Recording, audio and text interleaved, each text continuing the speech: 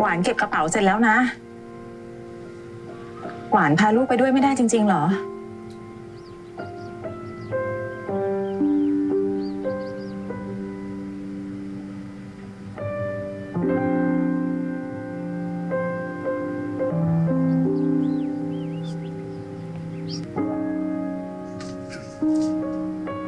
ยายเขาสั่งไว้ ถ้ามีอะไรฉุกเฉินให้โทรเรียกแม่เรากลับมาดูใจ นี่ป้าซื้อขนมมาฝาก อันเนี้ยเอามาจากเมืองนอกเลยนะ โอ้ขอบคุณครับ แล้วนี่กินอะไรกันหรือยังจ๊ะพ่อ ไปกินข้าวกันไหมไปเดี๋ยวป้าเลี้ยง เอาชาบูดีไหมพ่อ หรือว่าไปซูชิดี นาช่อง กินอะไรกันดีครับ น้าไม่หิว ใครอยากกินก็กินเลย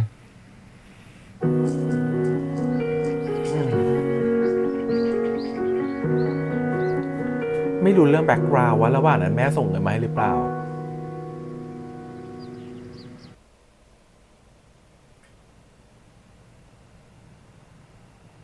ไหนว่าไม่หิวไง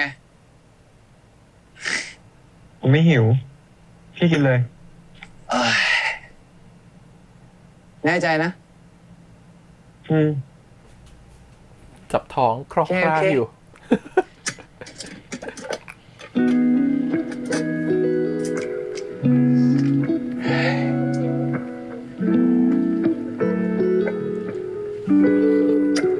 ต้องกินปุ้มปุ้ยหอยลาย กินจนอยากจะกินแล้วเนี่ย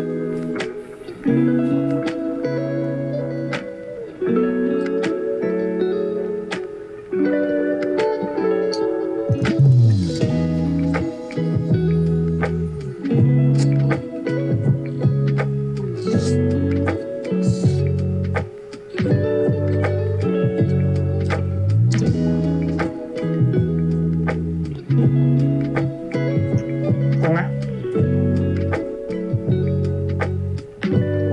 ของอะไรหมดไปแล้วอ่ะ พูดเลยนะ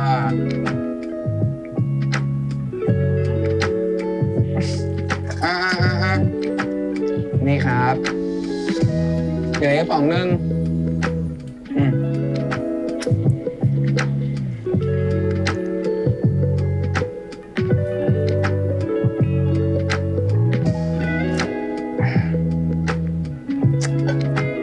อืม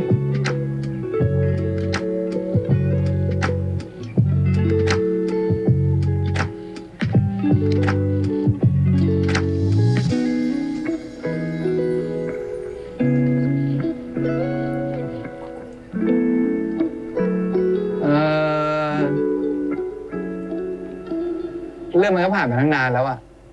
ที่แม่เขากลับมาครั้งเนี้ยเขาจะมาขอโทษจริงๆก็ได้นะ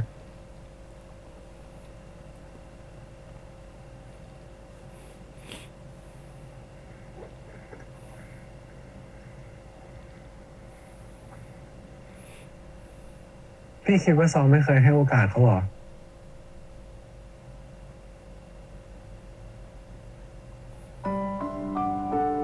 จริงๆ ซองรู้มาว่าเคยติดต่อกับตามาตลอด วันนั้น ซองก็เลยแอบเอาโทรศัพท์ตา ส่งข้อความหาเขา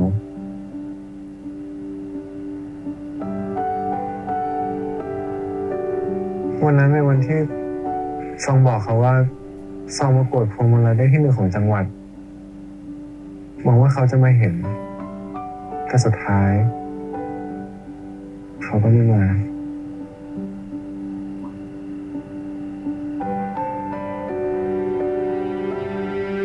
ลึกๆแล้วซองก็หวังว่า เขาจะลำบากจนไม่กล้ามาเจอ แต่ก็เพิ่งรู้ความจริง ว่าเขาใช้ชีวิตสุขสบายมาตลอด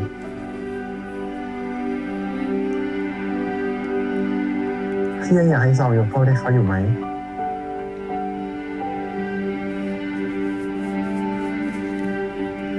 มันเกินการที่เราให้ความเห็นเนาะ แต่มันต้องลึกว่าแล้วในมุมระหว่างทางแม่เขาช่วยเราหรือเปล่า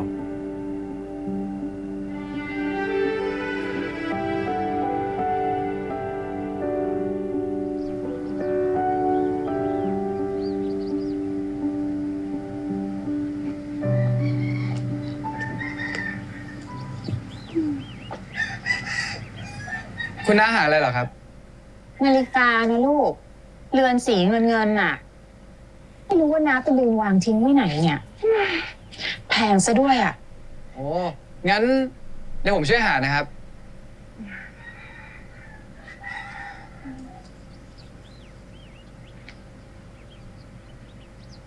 เราเป็นเพื่อนซองเขาเหรอ อ๋อ ผมเป็นรุ่นพี่เขานะครับพอดีว่าซองเขามาทำฟันกับผม อ๋อ แล้ว ตอนนี้ซองเขาเป็นยังไงบ้าง เอ่อ ก็ นาก็ไม่น่าถามเลยเนาะ อยู่ๆโผล่มาแบบเนี้ย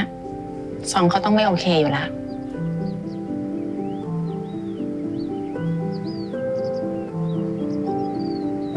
โอ้โหมาตบอะไรตรงนี้เนี่ยลูกมันจะตบแบบ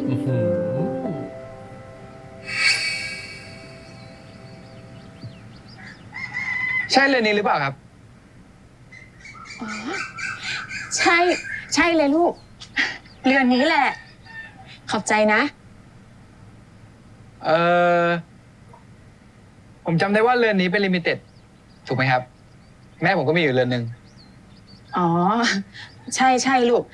นาได้มาตอนที่น้าไปเที่ยวยุโรปนะ อ๋อ แต่รุ่นนี้ปลอมเยอะมากเลยนะครับ แต่แม่ผมบอกว่าวิธีดูก็คือพลิกดูว่าข้างหลังมีโลโก้สลักอยู่หรือเปล่า ถึงจะเป็นของแท้ครับ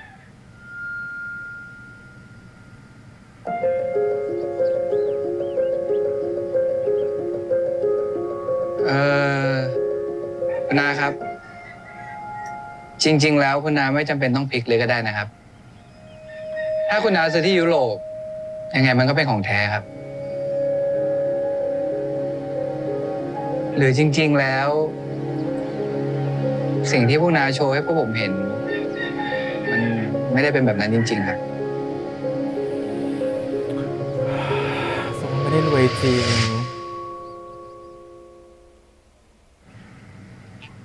พ่อซองเขาเสียไปตั้งแต่ซองยังเด็ก น้าเองก็เลี้ยงซองเข้ามาตัวคนเดียว ที่นี่มันก็บ้านนอก ไม่มีอะไรให้ทำนักหรอก จนวันหนึ่งเนี่ย ก็มีผู้ชายคนหนึ่งเขามาชวนน้าให้ไปอยู่ด้วยกันที่กรุงเทพ เขาสัญญาว่าเขาจะเปิดร้านเสริมสวยให้น้า แต่ว่าน้าต้องห้ามพาซองเข้าไปด้วย ใจจริงน้าก็อยากมีเวลาคุยกับซอง แต่ทุกอย่างมันฉุกละหุกมาก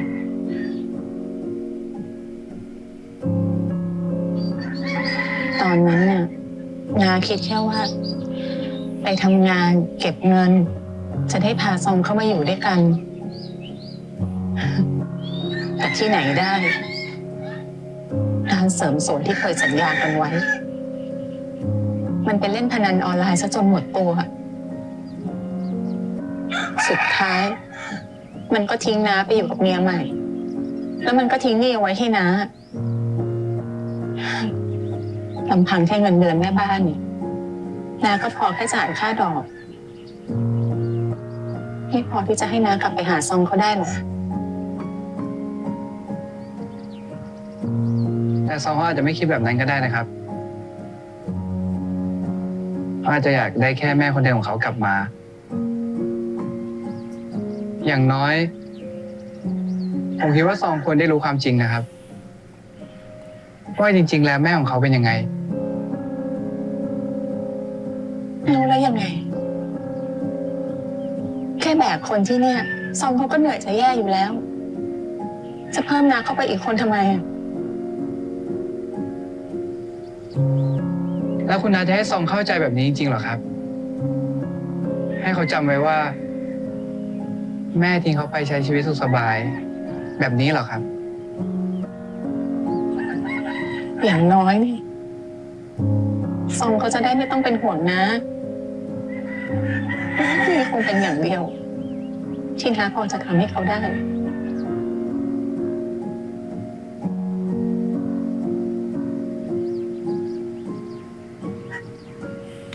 เหนื่อยเนาะ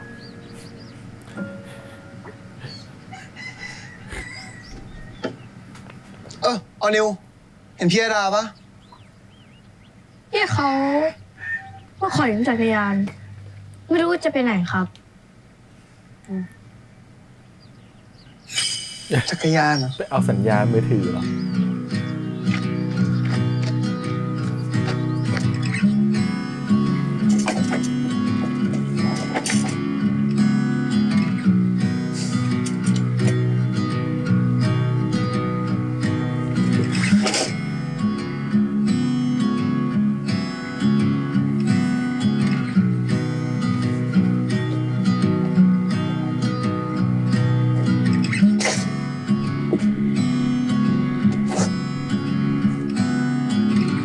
พี่รู้แล้วใช่ไหมครับ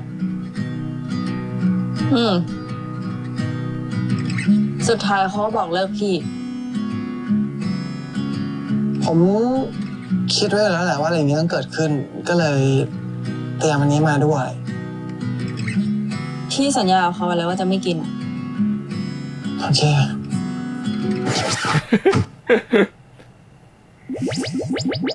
โอ้โอ้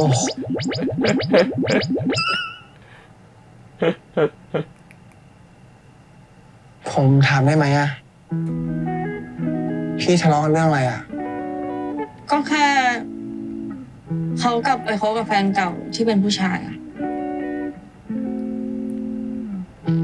พี่รู้ได้ไง เขาบอกพี่เหรอ ก็ลงรูปคู่ขนาดนั้น ยังต้องถามอะไรอีกอะ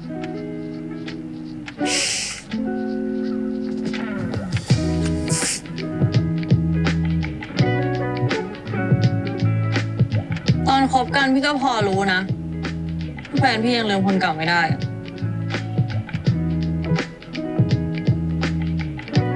แฟนพี่เขาเคยคบกับผู้ชายมาก่อน มันก็อดที่จะเปรียบเทียบไม่ได้ปะ มันเกี่ยวอะไรครับพี่ ปกติคบกัน พี่ก็กลัวว่า จะสู้แฟนเก่าเขาได้ไหมนะเพราะแฟนเก่าเขา มีอะไรบางอย่างที่ไม่ว่าพี่จะพยายามแค่ไหน พี่ก็เป็นไม่ได้เลยมีแต่คนเชียร์ให้พี่กลับไปคบผู้ชาย แต่มันน่าตลกตรงไหนรู้ปะผู้ชายทุกคนที่พี่คบแม่ก็กลัวว่าหนึ่งพี่จะกลับไปคบผู้หญิง แต่จะทำไงได้อะเราเลือกเอง ผมว่า พี่แค่ยังไม่เจอคนที่ใช่มากกว่า มันอาจจะยากอะแต่พี่อย่าเพิ่งยอมแพ้นะครับ ต้องมีคนที่ดีรอพี่อยู่แน่นอน ใช่ งั้นเริ่มจากประกาศสเตตัสให้โลกรู้ว่ากูโสด มีคนบอกว่า พี่หลัง ทำไมอันเนี้ยเล่นมือถือต้องหาสัญญาณ แต่ทำไมที่แล้วอะซองกับเจไลฟ์ได้ ใช่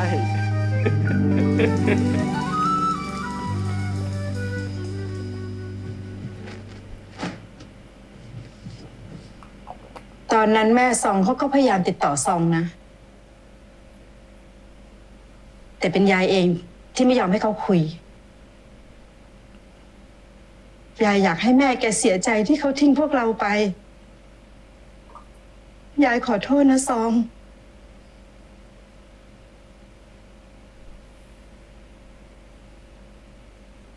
ยายจะขอโทษทำไม ซองมีความสุขที่ได้อยู่กับยาย ถึงเราจะลำบากแค่ไหน ยายก็ไม่เคยทิ้งซอง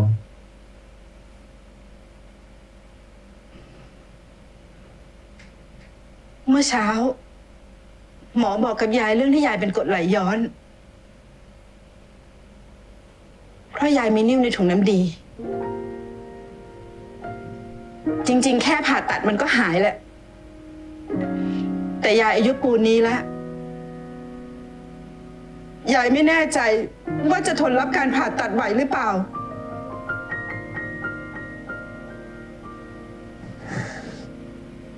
ยายเข้มแข็งจะตาย แค่นี้ทำอะไรไม่ได้หรอก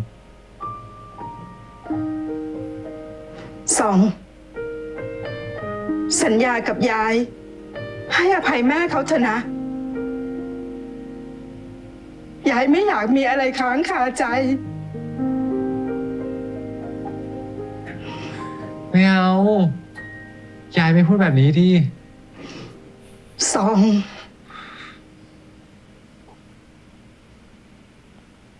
ซองไม่สัญญาอะไรทั้งนั้นน่ะ ไว้ยายหายดีก่อน ค่อยมาคุยกัน ซอง ยาย ยาย ยาย ยาย ใครก็ได้ช่วยยายด้วย ยาย เป็นไงบ้าง หมอบอกว่ายายติดเชื้อในกระแสเลือดอ่ะ ต้องผ่าตัดด่วน ตาครับ ตาลุกก่อนนะครับ ค่อย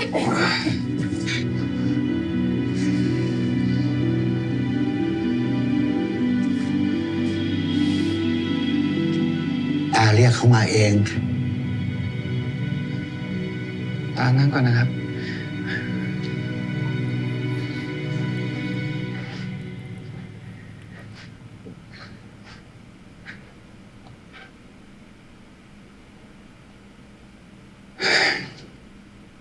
ใครๆก็กลัวเสียแม่งไปทั้งนั้นแหละ เรื่องนี้ซองน่าจะเข้าใจดีที่สุดเลยนะ ๆเอาซองบอกว่าไม่ไปซองจะรอแม่ก่อน แม่อยู่ไหน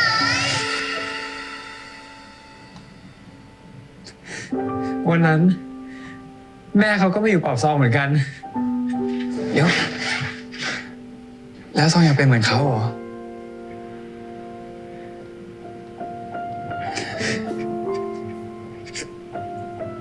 ถ้าซองไป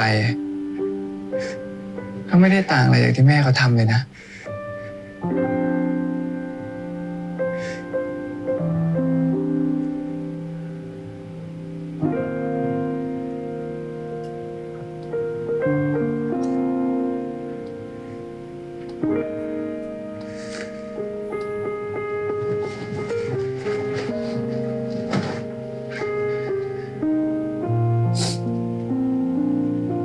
ยายเขาเข้มแข็ง เขาไม่ทิ้งเราไปง่ายๆหรอก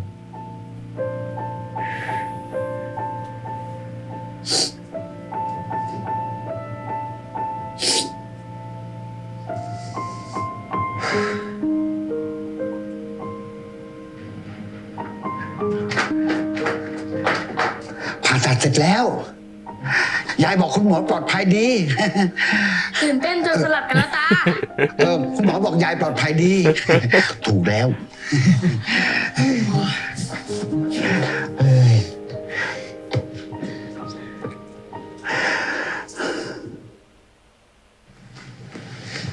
ยาย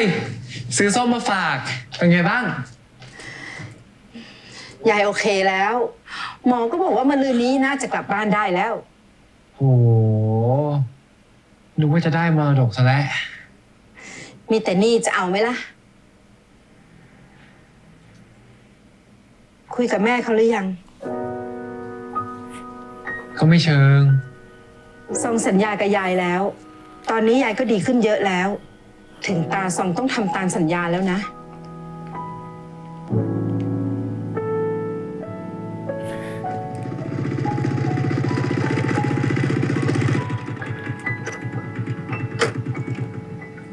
กับข้าวไหมครับกับข้าว งานเลี้ยงรับยายวันเนี้ย เดี๋ยวซองเป็นเจ้ามือเอง พี่อยากกินอะไร บอกมาได้เลย ซอง แม่เขากลับไปแล้วนะ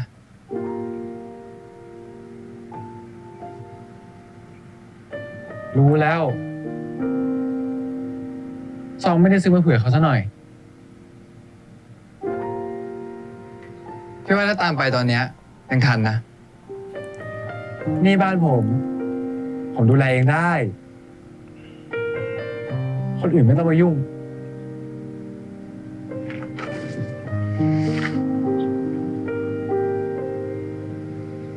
ซอง ชีวิตแม่เขาไม่ได้ดีอย่างที่ซองคิดนะ ที่เขาไม่บอกซองเนี่ย เพราะกลัวว่าซองจะเป็นห่วงเขา พี่คิดว่าซองไม่รู้เหรอ แค่จับมือดูก็รู้แล้ว มือไฮโซที่ไหนจะหยาบขนาดนั้นนะฮะ เพราะว่าตัวเองตกอับ ก็เลยต้องทิ้งลูกที่อยู่คนเดียว ซองเป็นลูกเขานะพี่ เขาไม่คิดบ้างเหรอ ว่าซองลำบากแค่ไหน ที่ไม่ได้มีแม่ให้กำลังใจเหมือนลูกคนอื่นเขาว่าฮะ ซอง ถึงแม่เขาจะไม่ติดต่อมา แต่เขาไม่เคยหายไปไหนเลยนะ แม่เขาคอยมาให้กำลังใจซองทุกครั้ง เวลาที่ซองไลฟ์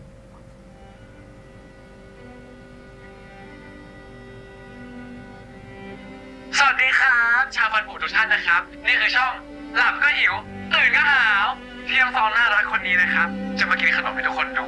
ถ้าใครชอบเนี่ยส่งหัวใจให้กำลังใจกันได้นะครับ คุณอีเวนหัวหน้าน้องพันผูส่งหัวใจมาพันดวง งั้นซองให้ถามเพิ่ม1 คำถามเลยครับ ถ้าใครเข้ามาแล้วอย่าลืมมาทักทายกันด้วยนะครับ วันนี้ซองจะมากินครัวซองให้ดูนะครับ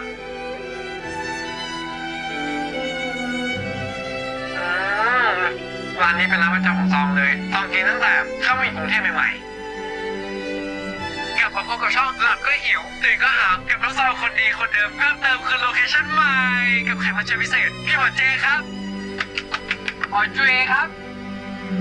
ใครที่เข้ามาแล้วส่งข้อความมาทักทายกันได้นะครับ คุณอีเวนเอฟซีตัวแม่ของเราส่งหัวใจมาให้100 ดวงขอบคุณนะครับขอบคุณครับ คือแม่นี่เองเนี่ยที่เราเห็นมาตลอด เฮ้ยรู้ได้ไงอ่ะใช่ครับ ที่เขาตั้งชื่อคุณอีเวนเพราะเขาคิดว่ามันเหมาะกับเขาแล้ว ที่แม่ของเขาจะถูกลูกเรียกแบบนั้น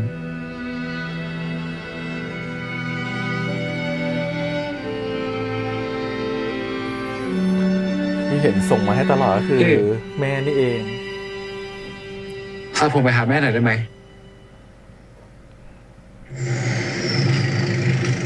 เต็มแล้วก็ออกได้โอเคออกเลย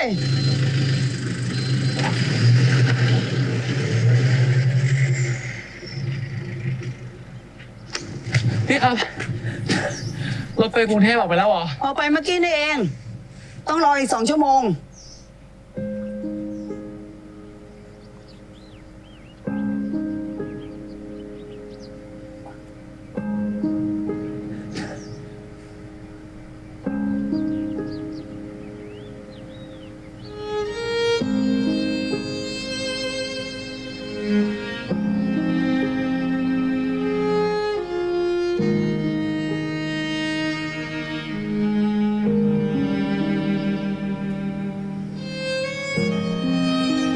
ไปซองกลับบ้านได้แล้ว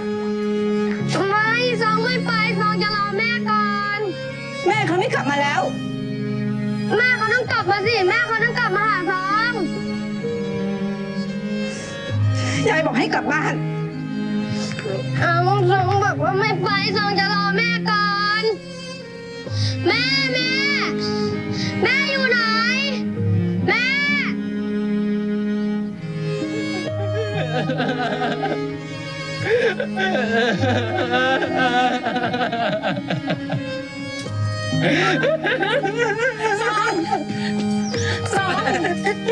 เป็นอะไรลูก แม่อยู่นี่แม่อยู่นี่แม่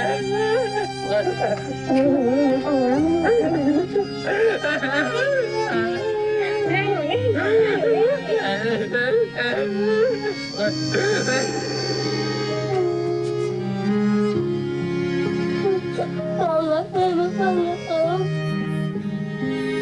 ทุกคนจะมีเด็กน้อยตัวเล็กที่ถูกทำร้ายตอนเด็กๆอยู่ในร่างกายเสมอทำสื่อฉากนี้ไว้ดีมากเลย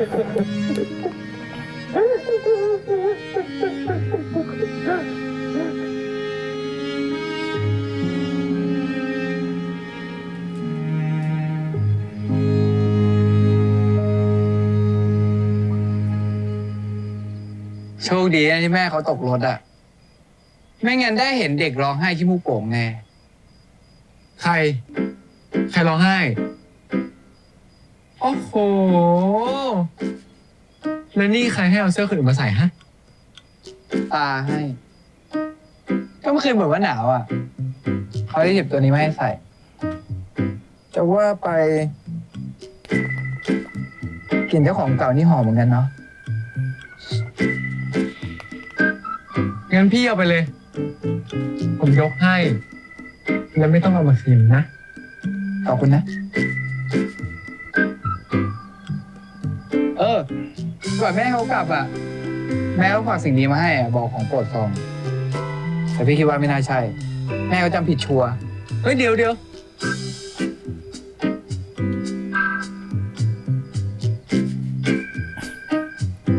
แม่รู้ว่าแม่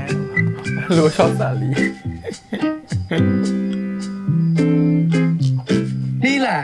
รสชาติที่คิดถึง หวานเจี๊ยบ เอ้า เฮ้ยไหนบอกไม่ชอบไม่ใช่เหรอ เปลี่ยนใจแล้ว ก็มันอร่อยอ่ะ ไม่เชื่อลองชิมดูปะล่ะเอ้ย ไม่เอาอ่ะ ก็รู้นี่พี่ไม่ชอบขนมหวาน แน่ใจนะ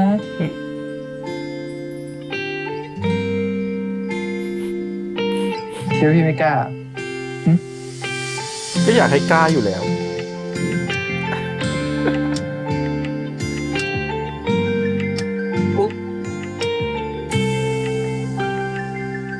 เรานี่ไหมมัน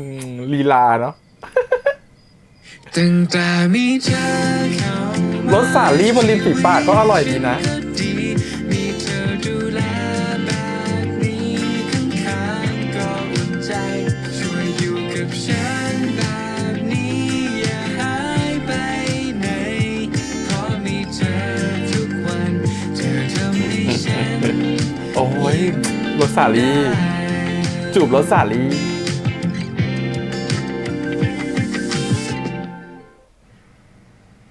1 ปีที่แล้ว มึง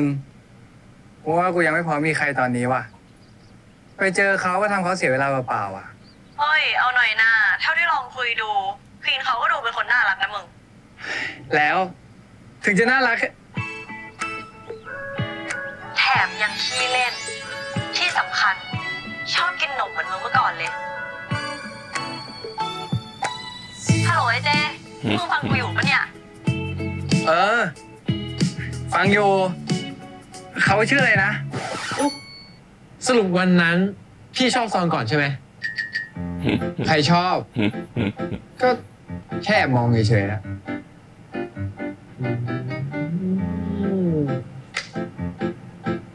พี่อย่าชอบซอง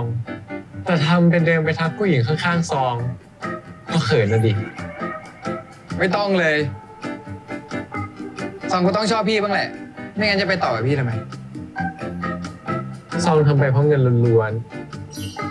กล้าสาบานปะล่ะ ถ้าโกหกขอให้ฟันผุ ๆไม่รู้เว้ยใครจะไปจำได้ เรื่องมันตั้งนานแล้ว ถ้าจำไม่ได้ไม่เป็นไร เราไปเดทแรกกันอีกครั้ง ดีไหม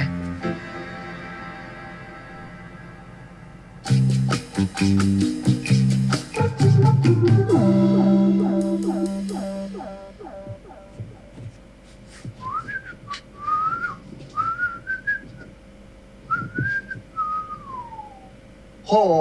พ่อหนุ่มเทสดีวันนี้เป็นใครเนี่ยขายเพื่อนกูออกมาเลยนะเว้ย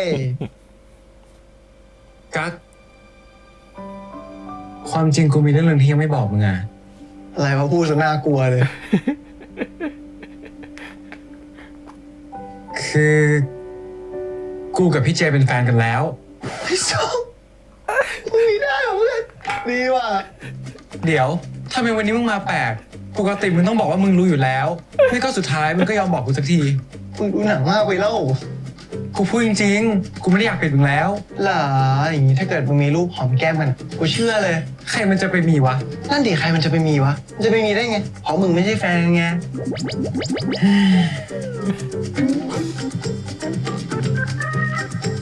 กูต้องไปแล้ว อืม ไว้เจอกันนะเพื่อนรัก เดี๋ยวลงรูปให้ดูเลย งานนี้ บาย บาย มีความสุขจังนะมึงอ่ะ พี่ ผมกำลังจะออกแล้วนะ โอเค พี่ก็จะแต่งตัวเสร็จแล้ว เดี๋ยวเราเจอกันที่นู่น ผมมีเรื่องสงสัยนิดนึงทำไมเราไม่ไปพร้อมกันนะ เอาถ้าไปด้วยกันมันก็ไม่เหมือนเดทแรกดิ บอกแล้วไง วันนี้เราจะทำทุกอย่างให้เหมือนเดทแรก งั้นเอาที่พี่สบายใจเลยครับ เจอนะ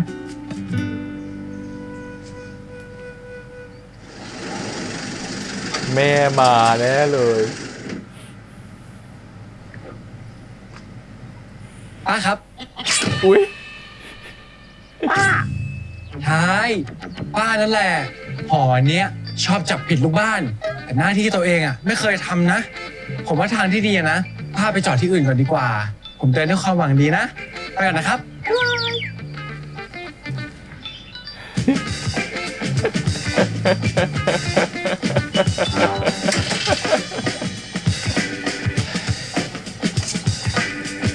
อ้าว เจ แม่ตามครับแม่ นี่เมื่อกี้มีลูกบ้านห้องไหนก็ไม่รู้นะมาเรียกแม่ว่าป้า เฮ้ย ได้ไงอ่ะ ให้เจไปเปิดกล้องวงจรปิดแล้วไล่มันออกจากหอเลยไหมแม่ ไม่ต้องเจอะสบายดีนะลูก สบายดีครับแม่ แล้ววันนี้แม่มาทำอะไรครับเนี่ย แม่ก็เบื่ออะแล้วแม่ก็มีเจอยู่คนเดียวเรื่องตอนเนี้ย จะมาเยี่ยมบ้างไม่ได้หรือยังไงฮะ โอ้ยได้สิครับแม่ แต่ถ้าวันหลังแม่จะมาก็บอกเจหน่อยละกัน ทำไมอ่ะ เดี๋ยวนะ แต่งตัวแบบนี้นี่จะออกไปไหนอ่ะฮะ ไป ไป ไป ไปแนะแนวที่โรงเรียนเก่ากับเพื่อนนะแม่ เพื่อนคนไหนอ่ะ ไอ้ดาไงแม่ ที่เลขที่ติดกับเจอะ อืมแล้วจะกลับกี่โมง ประมาณทุ่มหนึ่งครับ แม่มีอะไรหรือเปล่าเนี่ย ถามเจละเอียดจังอะ เอ้ยไม่มีอะไรหรอก ก็แค่เป็นห่วง ถามนิดถามหน่อยไม่ได้หรือไงฮะเดี๋ยวนี้ โอ้ยได้สิครับ เจมีแม่คนเดียวนะ ดีใจจะตายที่แม่เป็นห่วงอะ อืมอ่ะ จะไปโรงเรียนเก่าใช่ไหมเดี๋ยวแม่ไปส่งไป อุ้ยชิบหาย อะไร ส่งไม่ได้หรือไงฮะนี่ส่งไม่ได้หรือไงฮะ ได้ครับ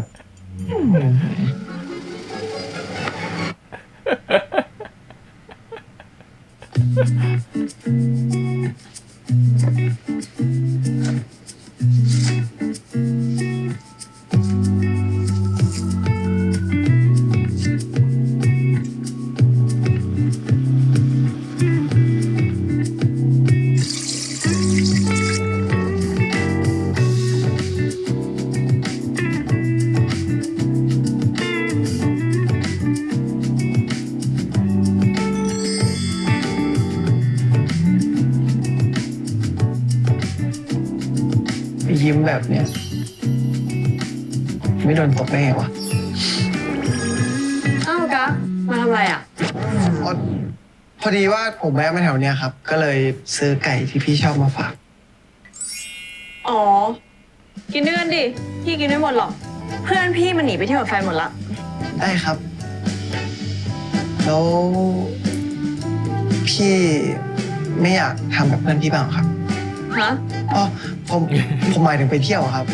อ๋อ ก็อยากไปนะ ไหนๆเทอมนี้ก็ไม่มีอะไรแล้วอะแต่ก็ไม่รู้จะไปที่ไหนดีอะดิ แล้วปกติวันหยุดพี่ชอบไปที่ไหนครับ ห้องสมุด ห้องแลบ ไม่ก็เรียนพิเศษ แล้วตอนพี่มีแฟนพี่ไปที่ไหนกันเหรอครับ ตอนมีแฟน ก็ชวนกันไปอ่านหนังสือที่ห้องสมุด อย่างมากก็ดูหนังกลางแปลง โห ถ้าพี่ใช้ชุดแบบเนี้ยเดี๋ยวผมพาไปทำอะไรสนุกๆดีกว่าเดี๋ยวขอเปลี่ยนชุดก่อนแล้วเดี๋ยวเจอกันหน้ามอนะครับ บ๊ายบาย เจอกันครับ บาย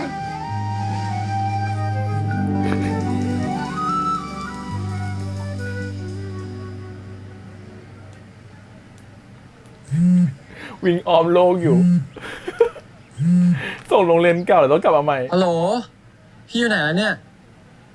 ขอโทษทีนะซอง พอดีพี่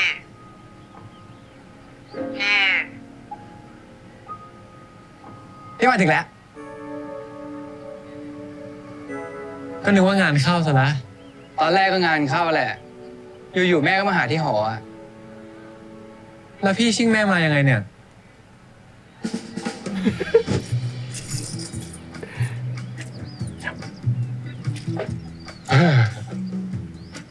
มีรถมาม่วนิ่มจอดตรงที่คุณนายครับ แต่ไม่ต้องห่วงครับ ผมจัดการล็อกล้อเรียบร้อยแล้วครับ ลุงนี่รถแม่ผม สิบหายแล้ว ขอโทษครับ ผมไม่รู้ว่าคุณนายมีรถอะไรคัน เดี๋ยวผมรีบเคลียร์ให้นะครับ เร็ว โอ๊ย อันนี้ก็ไม่ใช่ ฉันหาเองมานี่ไม่รู้เรื่องอะไรเลย แล้วมาทำอะไรเยอะแยะขนาดนี้นะคะ ตกงานแน่ พี่เข้าไปช่วยแม่ผมสิเร็ว ครับ ๆลุงด้วย ครับครับ โหทำงานกันไงเนี่ยแม่ผมไม่เหมือนคนอื่นนะโอ้โหบ้าไปใหญ่แล้วพี่ก็ใช้ไปบอกแม่เขาพี่ติดธุระ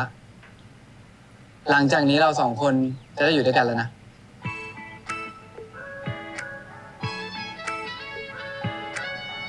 ชุดแบบนี้ที่นี่ไม่ย้อนกลับไปวันนั้นเลยเนาะไม่เหมือนนะ เพราะวันนี้เป็นแฟน ขาดดอกไม้อะ อ๋อ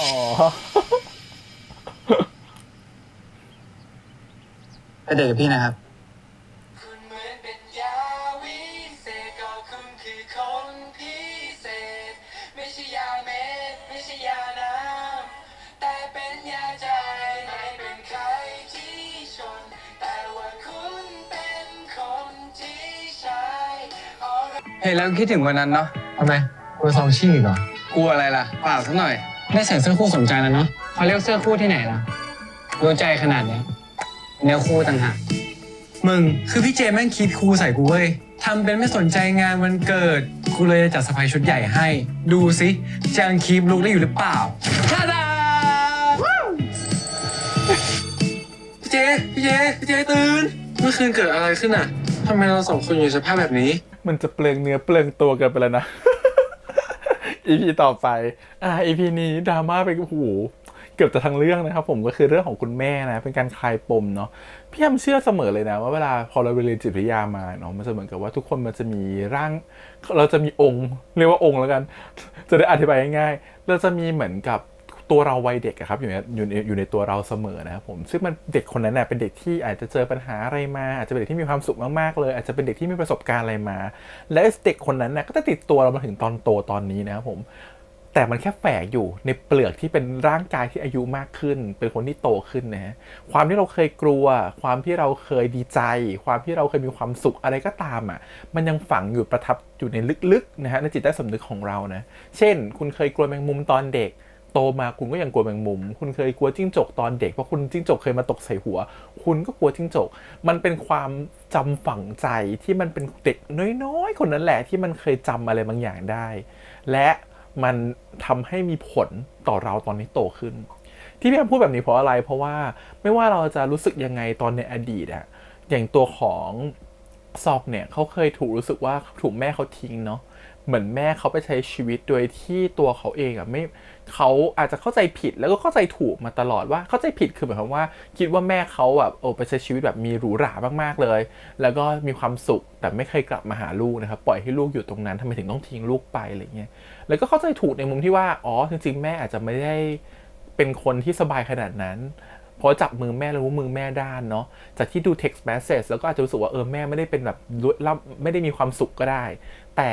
ก็ยังรู้สึกน้อยใจอยู่ดีว่าทำไมแม่ถึงไม่กลับมาหาเพราะทำไมรู้ไหมฮะปัญหาทั้งหมดมันยังไม่ถูกแก้ด้วยความเป็นเด็กตอนนั้นเด็กตอนนั้นที่ร้องหาแม่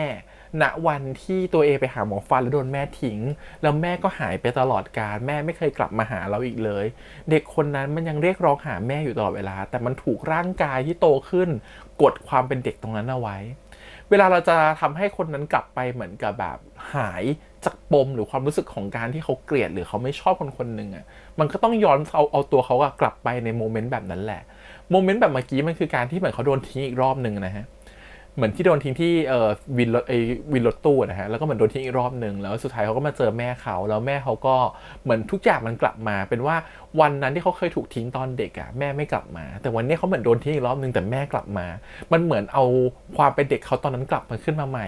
ฟีลลิ่งของความเป็นเด็กตอนนั้นมันถูกดึงกลับขึ้นมาว่าเขาโดนทิ้งอีกแล้วแต่วันนี้มันมีอ้อมกอดของใครสักคนนึงอ่ะมากอดมาคลายให้เขารู้สึกว่าเฮ้ยเขาไม่โดนทิ้งว่ะ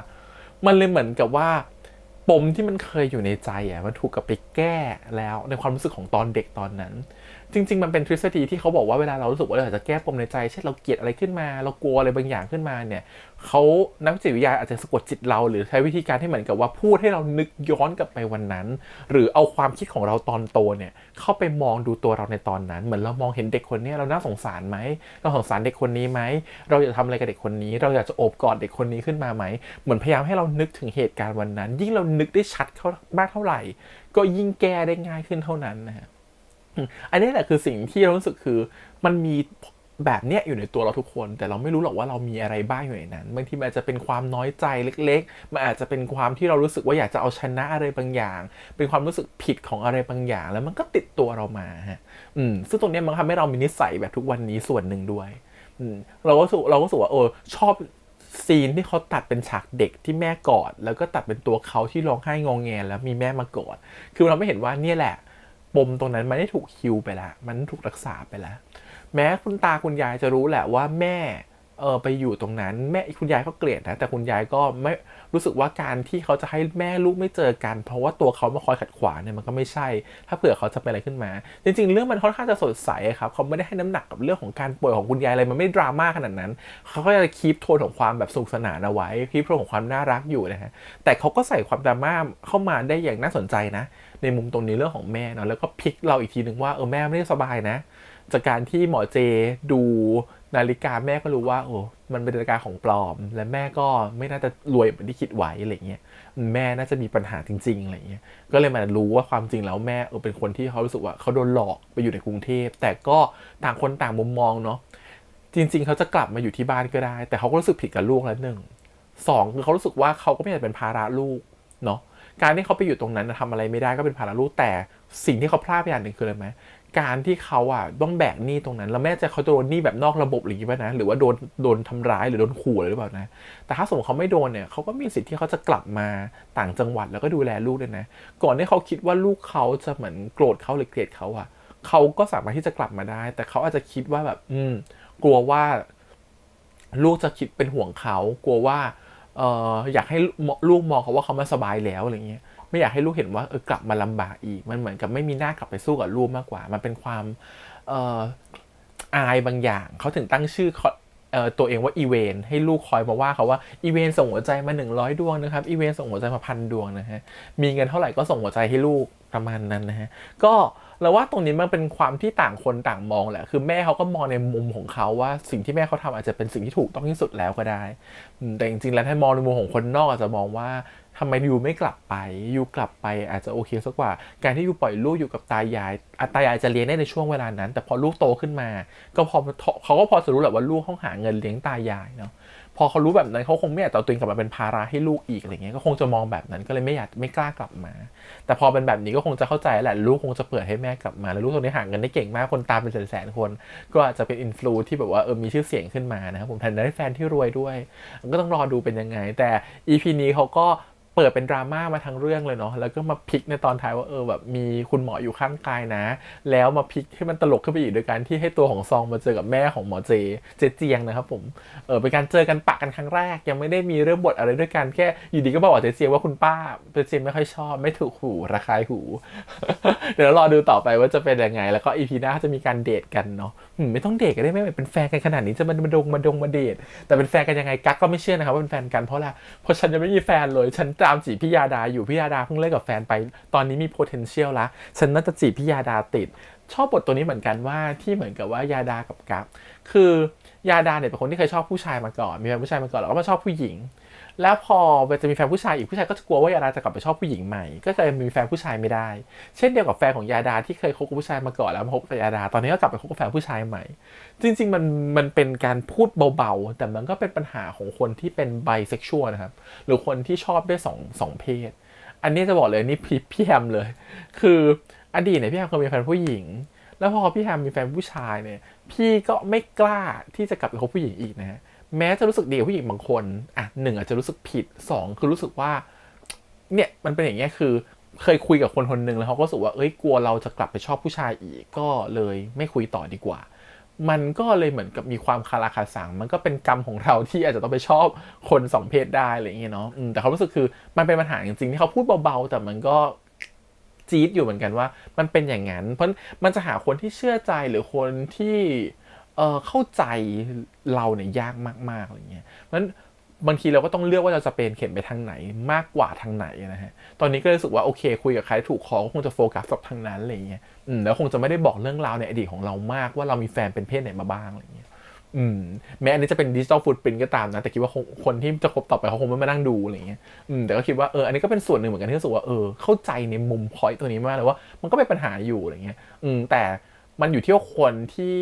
มาชอบเราหรือเราจะชอบเขาเขาเปิดใจแค่ไหนกับเรื่องตรงนี้นะฮะเดี๋ยวนี้มันลื่นไหลมากแล้วโอเคก็ประมาณนี้ครับผมกับ EP นี้ EP ที่8นะฮะ EP น่าจะน่ารักมากๆเลยเนาะพาเราไปย้อนสู่แบบว่าการเดทติ้งครั้งแรกแล้วก็น่าจะมีแบบว่าเลิฟซีนเนาะอยู่ดีก็มาถอดเสื้อกันอยู่บนเตียงใช่หรอจะมีของขวัญเซอร์ไพรส์หมอเจเดี๋ยวลองดูกันว่าจะเป็นยังไงแต่ก็ขอบคุณก่อนทาง GMTV นะฮะที่อนุญาตให้ดิฉันได้แล้วก็วันนี้ขอบคุณทุกคนที่ไปตามกันฝากกดไลค์กดแชร์กด Subscribe จะได้เสียทางทุก Instagram Twitter แล้วก็ Facebook เดี๋ยวเจอกันใหม่สัปดาห์หน้านะครับวันนี้พี่แอมไปก่อนบ๊ายบาย